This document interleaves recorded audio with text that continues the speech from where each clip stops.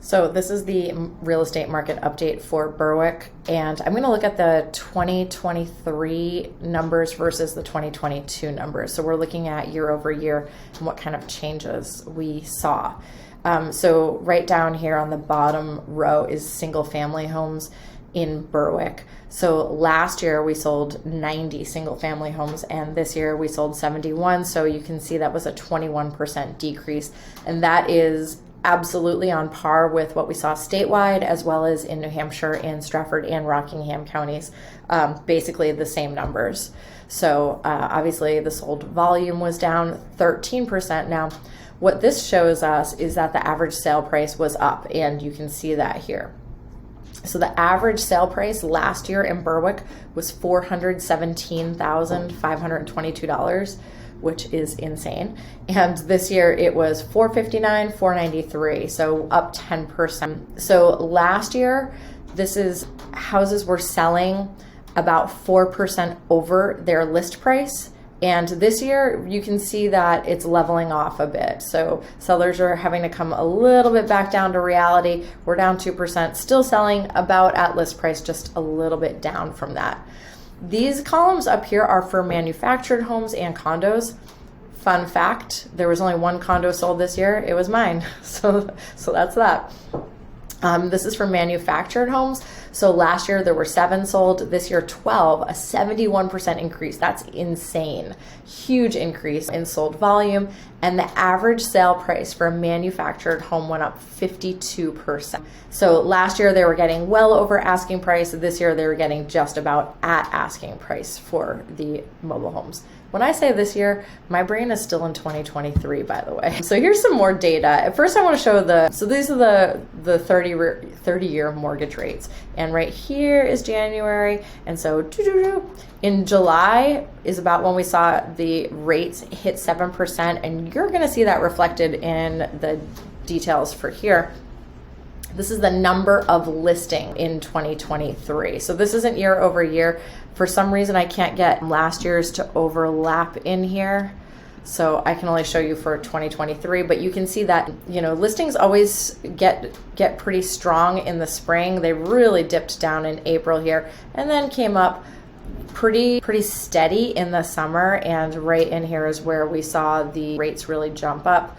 Decline in the fall, we always see that. And then surprise, we had a bunch of listings come on in December.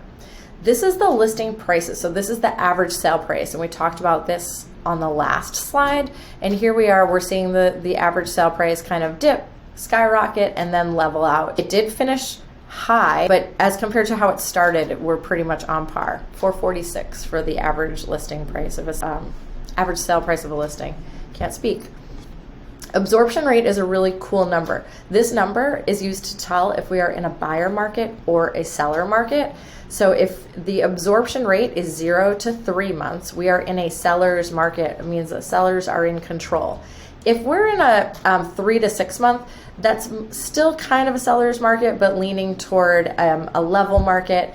6 to 7 months is, again, more level, and then anything over that is a buyer's market. And what does this mean? What do I mean by months? An absorption rate is if we didn't list any more houses for sale with the demand and the rate at which homes are selling right now, this is how long it would take to completely sell out of inventory. So right now it's about 2 months. We started the year at about 1.5 months. So in 2 months, we would completely sell out of inventory at the rate we're selling, and if nothing else was listed. A pretty strong seller's market. During COVID, we were down here. It was wild. Sold to list ratio, I love this number. This is the number that the original price of the house versus what it actually sold for. So 100% is it was listed for this price, it sold for this price.